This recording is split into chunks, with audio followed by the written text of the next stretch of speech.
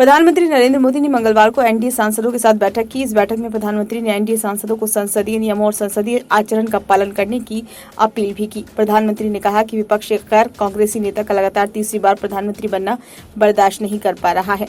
NDA सांसदों की बैठक को संबोधित करते हुए प्रधानमंत्री मोदी ने कहा कि विपक्ष इस बात से परेशान है कि पहली बार एक गैर कांग्रेसी नेता, वो भी एक चाय वाला, लगातार तीसरी बार प्रधानमंत्री बना है।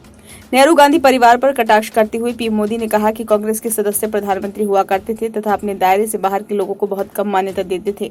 कांग्रेस के सबसे प्रमुख परिवार से बाहर से आए प्रधानमंत्रियों के योगदान को नजरअंदाज किया जाता था। उन्होंने प्रधानमंत्री के रूप में ये सुनिश्चित किया कि उन सभी को मान्यता मिले, क्योंकि प्रत्येक ने किसी न किसी तरह से देश के लिए योगदान दिया है।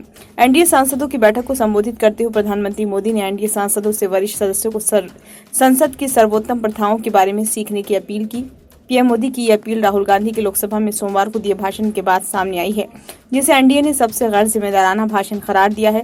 संसदीय कार्य मंत्री किरण रिजिजू ने बैठक के बाद संवाददाताओं को जानकारी देते हुए कहा कि प्रधानमंत्री मोदी ने सांसदों से संसदीय मुद्दों का अध्ययन करने, नियमित रूप से संसद में उपस्थित रहने तथा अपने निर्वाचन क्षेत्र से संबंधित मामलों को प्रभावी ढंग से उठाने को कहा है।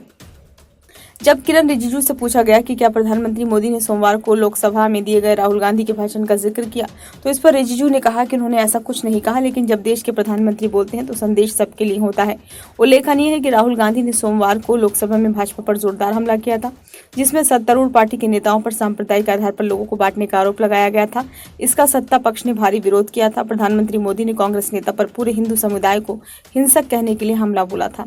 रिजिजू ने कहा कि गठबंधन की बैठक में एनडीए नेताओं ने मोदी को उनके ऐतिहासिक तीसरे कार्यकाल के लिए बधाई दी। प्रधानमंत्री ने सांसदों से मीडिया के सामने टिप्पणी करने से पहले किसी भी मुद्दे का अध्ययन करने को कहा और कहा कि अपने निर्वाचन क्षेत्रों के संपर्क में रहना चाहिए और मतदाताओं को उनके समर्थन के लिए धन्यवाद देना चाहिए।